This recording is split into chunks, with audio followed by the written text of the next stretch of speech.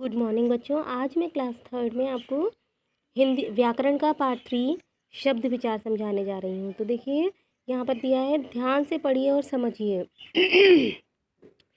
उ प से आ अलग कर दिया, यानी स्वर अलग कर दिया व्यंजन से, तो हलंत आ गया। यहाँ व से आ अलग कर दिया तो इसके नीचे हलंत आया। न से आ अलग किया तो इसके नीचे हलंत आया। तो इनको जब मिलाया तो क्या बना? उपवन। आगे देखिए, व इसका ई अलग कर दिया तो हलंत आ गया। द तो आधा था ही। फिर इसके बाद य से आ अलग कर दिया तो हलंत आ गया।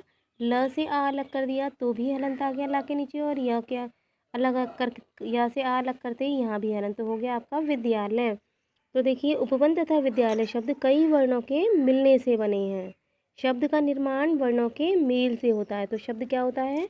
दो या दो से अधिक वर्ण मिलकर जब एक निश्चित अर्थ देते हैं तो शब्द कहलाते हैं। जैसे घ र मिलकर बन गया घर। शब्द भंडार क्या होता है?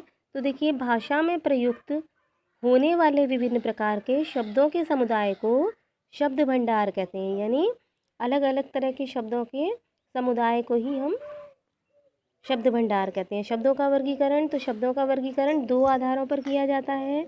नंबर 1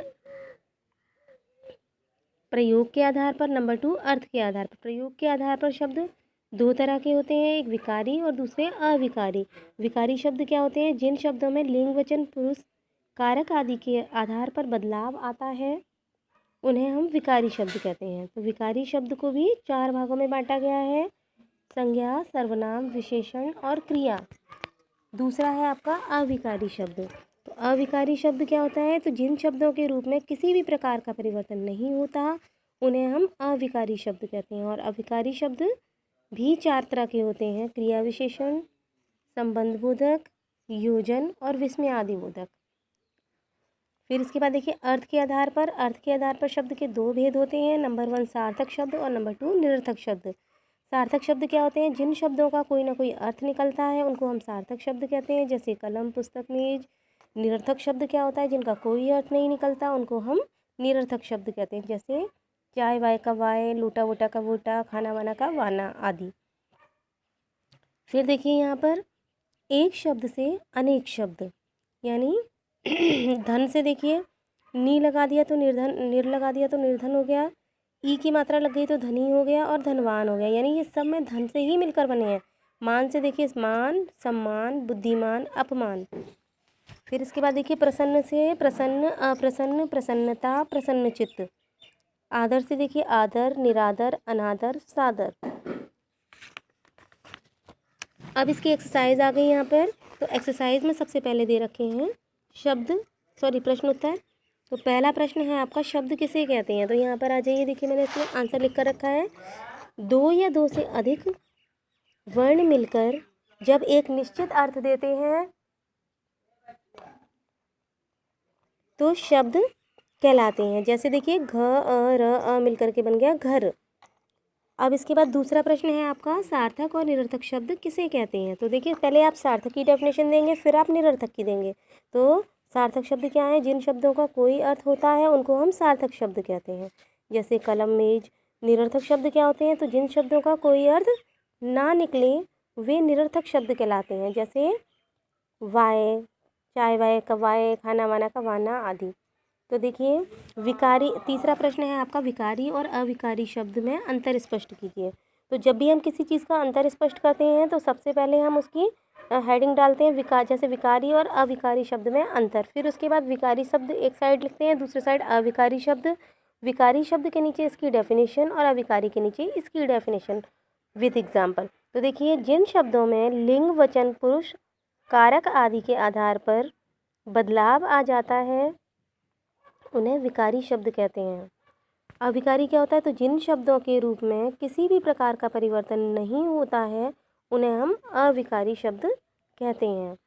फिर इसके बाद देखिए, आपकी एक्सरसाइज में क्या है? राइट रॉन्ग है। तो जो सही कथन है उनके सामने राइट टिक लगाना है और जो गलत कथन है उनके आगे रॉन्ग लगाएंगे। तो पहला देखिए, विभिन्न प्रकार के शब्दों के समुदाय को शब्द भंडार कहते हैं, तो बिल्कुल सही है ये। अभी मैंने आपको बताया था, वर्णों के सार्थक मेल को शब्द कहते हैं, ये भी राइट है। सार्थक शब्दों का अर्थ होता है, तो ये भी सही है।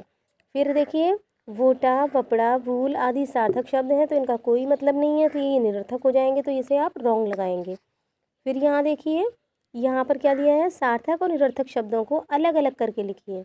यानी यहाँ मिक्स वर्ड्स दे रखे हैं और दो हेडिंग दे रखी है, सार्थक और निरर्थक। तो जो आपको निरर्थक लगता है उसे उसके नीचे लिखेंगे और सार्थक लगता है वो इसके नीचे लिखेंगे। तो देखिए, वोटा, वोटा का कोई अर्थ नहीं होता तो निरर्थक के नीचे जाएगा। रोटी सार्थक के नीचे आएगी। लोटा सार्थक के नीचे आएगा, जबकि वोटी निरर्थक के नीचे जाएगी। कपड़ा सार्थक के नीचे, वपड़ा निरर्थक के नीचे, वाना निरर्थक के नीचे और खाना सार्थक के नीचे।